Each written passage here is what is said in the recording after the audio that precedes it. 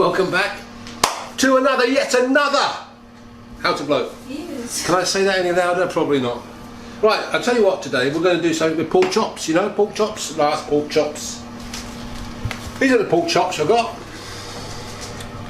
They're not super massively thick ones, but you see the point is I went shopping, not today, yesterday.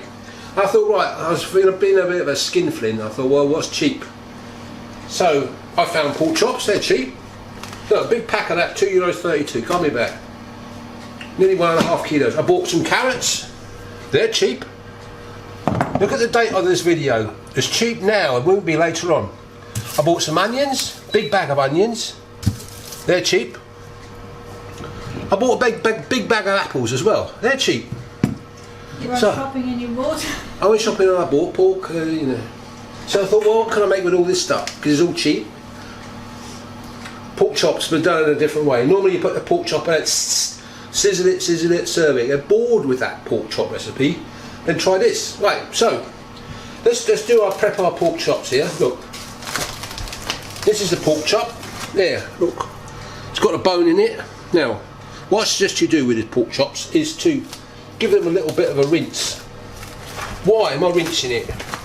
Because when they're chopped, you can get a little bit of bone stuck or loose on each one.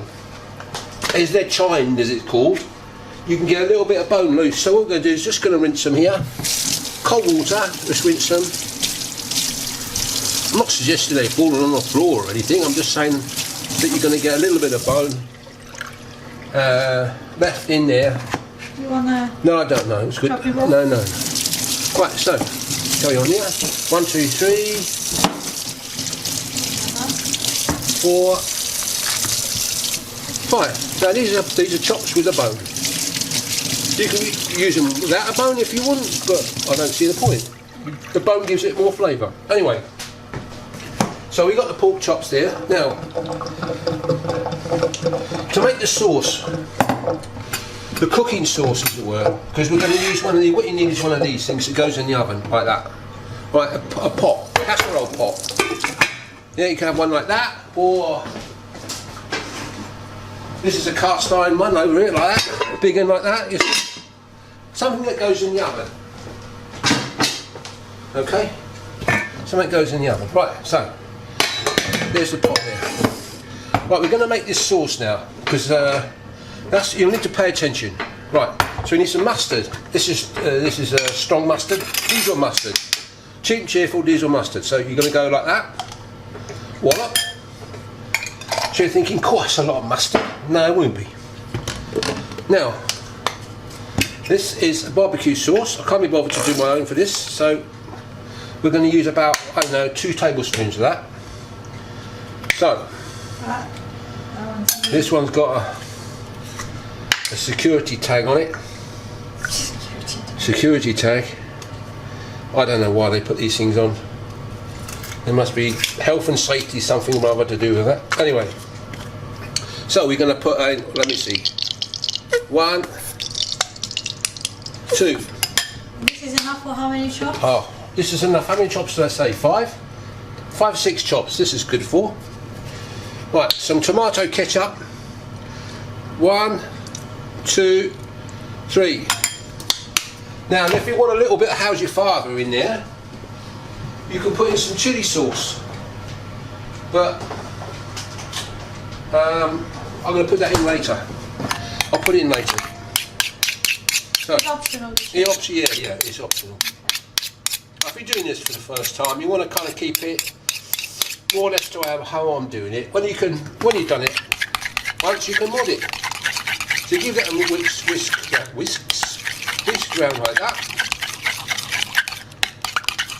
Is it going to be sweet enough? Yeah, it's sweet. There's sugar in the ketchup and there's sugar in the barbecue sauce. Right, that's ready now. Okay, right.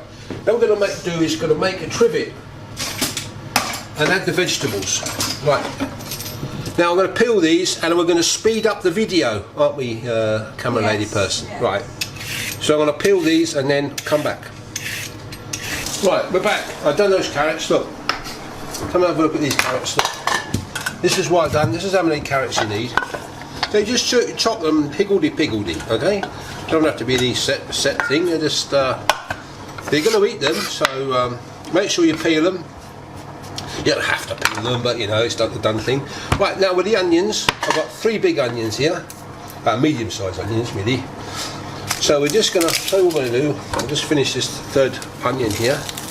So, what we're going to do, we're going to use the carrots and the onions as a trivet, and to keep the meat or mixture chops moist when they're cooking. So we're going to go quarter them like that, and we're going to go in there with it. We're going to do another one, quarter it again,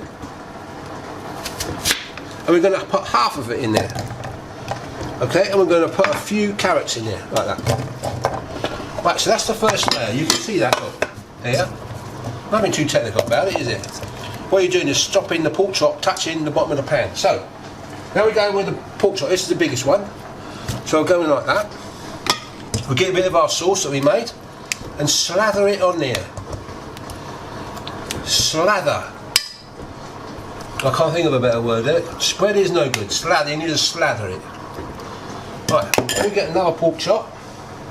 And we're going to go in like that. And we're going to slather that one. Right, that's 2. Now we're going to put some more carrots in there. Kind of like that. Like that. And then a couple more onions. Just split them up if they're really big. Like that. Then we're going to get another 2 pork chops. One there. Again, slather. Slather. Another pork chop. Slather. Slathering. Not much mixture left now. And we're going to put some more veggie poos in there, like that. A few veggie poos. I'm going to put the final onion in there. You see how I've built this up, ladies and gentlemen, so it looks, no, it looks good, but it looks like it's all going to cook just nice. You put all the veg at the bottom and the meat at the top, not so good. You've got to layer it kind of thing, like that. Now, okay, so we're going to put on with our last pork chop on the top like that. And then we're going to slather with some more of our sauce thing there. That's all gone. Now they're going to go and get this sauce. It's got tomato ketchup, mustard and store-bought barbecue sauce. Right. Now, if you've got a couple of apples like this, it's good to chuck them in. Why? Because it is. Pork and apple goes together. It's like, you know, a pint of beer and a packet of crisps goes together well, doesn't it? So, let's put that apple in there. You don't have to put the apple. If you haven't got the apple, no biggie, yeah? No biggie. Don't sweat about it. Now, I just noticed we've got some carrots left, so I'm going to bung them in. Now, how long are we going to cook this for? Well, I don't know. You put any liquid in? No, you don't. No. You don't put no liquid in it. You don't need to, because all the vegetables and all the vegetables and the apple, of course, if you're adding the apple, you can put liquid in if you want to, but there's no point. There's no point. But of course, I mean, if you put liquid in, it will generate some sort of sauce. But if you're having it with, what we're going to have it with, I would have it with something like vegetable rice, baked potato, mashed potato, for sure, mashed potato. Because you've got your veggie in there already. You've got your onions and whatnot in there already. It's like a hot pot, isn't it? It's hot, yeah, if you like, yeah. Right, so we've got some carrot left over here, so let's bung that in. Did you put garlic in that? Because the garlic's... No, I haven't. I've left the garlic out because it's an optional extra. Now, if you're going to put garlic in, don't put it in with the skin on, because you're going to have the rest of it is all peeled and ready to eat. So if you're going to put it in, peel it. So you just put it in whole? put it in whole, just cut it in half. You don't want big chunks. You don't want little pieces. Oh, you can put it in like however you want, but this is because the whole thing will roast. You see inside here, and the garlic. So it's like a hot roast thing, isn't it? Yeah, pot roast. Yeah. Well, it's in a pot, isn't it? It's roasting in a pot, I suppose. So a pot roast it is. There's something else to do with pork chops.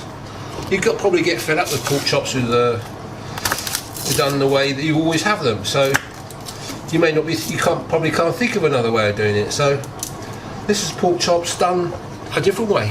It's easy, isn't it? It's easy. Look, you know, you can just bung this in the oven. Right, let's get back to how we're going to cook this. Now, all ovens are different, aren't they? So if I say temperature and you know yours doesn't get, we're going to put it in a medium oven. Let's call it a medium oven. We're going to put it for an hour and a half on a medium to high oven. Medium to high oven because we want it to roast. We don't want it to sit there and cook too slowly. So we're going to put it on a medium to high oven, so somewhere between medium high, and we're going to put it on for an hour and a half, but check after 45 minutes. And we'll come back and I'll show you what it looks like after 45 minutes. So you're going to say, what is a medium oven? I would say about 200 degrees centigrade, yeah. Not Fahrenheit, that's 200 degrees C, whatever it is that is in old money. Okay, so we're going to do that. I'm going to bung it on, preheated oven. And do you cover it or something? Yes, you must put the lid on. Thank you for reminding me. Pepper and salt and all that palaver, you don't have to put that on there. You don't, you do it when it's cooked. Right, so there we go. So we'll come back after 45 minutes and we'll see what it looks like. So see you then. Right, we're back, ladies and gentlemen. 45 minutes, or 50 minutes, and a bit late, been doing something else. So, let's have a look at this pork chop pot roast.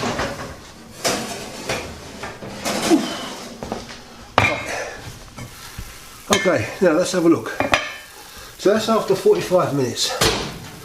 That's not cooked yet, but it's ideal time to halfway and have a look at it. See what we got.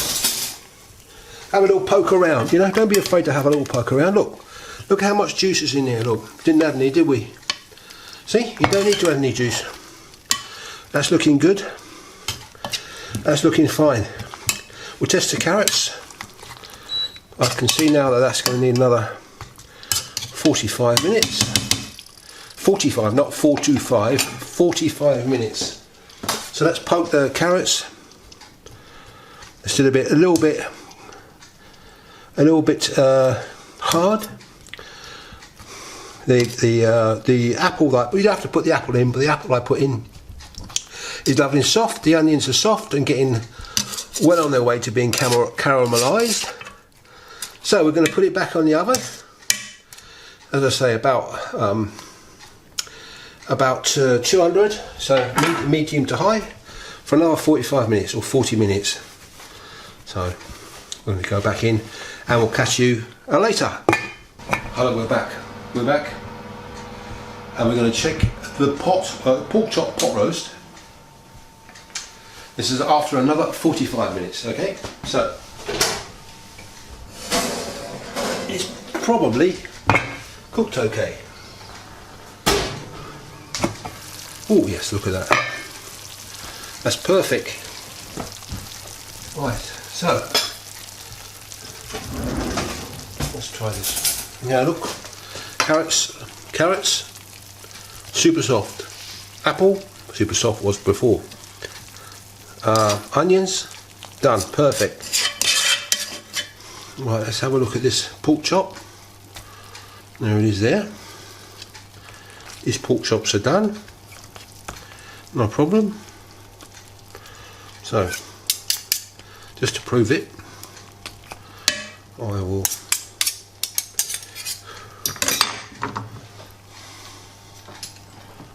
let's just turn this mixture around. Get underneath it, pick it up. Yeah, that's good. Right, the sauce, there's still a bit of sauce in there. You can add a little bit more water to create more sauce if you want, but depends what you're having it with. I left some serving suggestions in the comments below, but let's get some of this pork chop out and you can have a look. I need a little plate like this. So, right, and the old pork chop will do. Well, you can see that one is pretty much well cooked. This one here. Let's have a look at this one here. There it is, cooked to perfection. That's juicy, and it falls off the bone. Look, you can see how easy it is to pull off the bone. If there's any fussy eaters here, you can just pull it off the bone for them. Okay. If you wanted to cook it a bit more, you could just put a little bit more liquid in there, put it on for another 20 minutes or so. But you know, it's done. Now with this pot roast thing, you may not want to serve it up now. In fact, this is for tonight, and it's only 3:30 this afternoon. So what I'm going to do is I'm going to put this back in here after I've taken the photographs. I'm just going to put a little bit of water in there, a little splash of water. Look, cold water or warm water, doesn't matter. Just like that. That's enough to keep it liquidized, as it were. Now all this stuff here, this black stuff around the side of the pot, is all flavour. So if you can scrape that carefully with a wooden spoon or a metal spoon, depending on what your pot is made of, or coated with rather, you can get that back into the sauce. So that stays in there. There we have it. So that's a cheap and simple meal to make. It's easier to knock up, isn't it? Great midweek meal, one pot, little fuss. Hope you enjoyed it. We're going to have this tonight. I'm going to keep it. What I'm going to do with this particular one, I come back to this thing. We're going to just going to put that back in there. I'm going to put the lid on. I'm going to put it on the stove top and let it cool down. And I'm going to gently heat it up. I don't know, half an hour before we're going to eat it. That's what I'm going to do. Or if you're going to eat that in a few minutes, just you can put it back into the oven, keep the oven off, or you can put it on the stove top and keep it on low, and it'll keep nice and warm. So anyway, I hope you enjoyed that little thing there. Pork chop, one pot roast. I've got some more recipes up here. I've got some quick tips up here. I've got some DIY jobbies down here, and if you want to subscribe to me and all that jazz is down there. So until next time.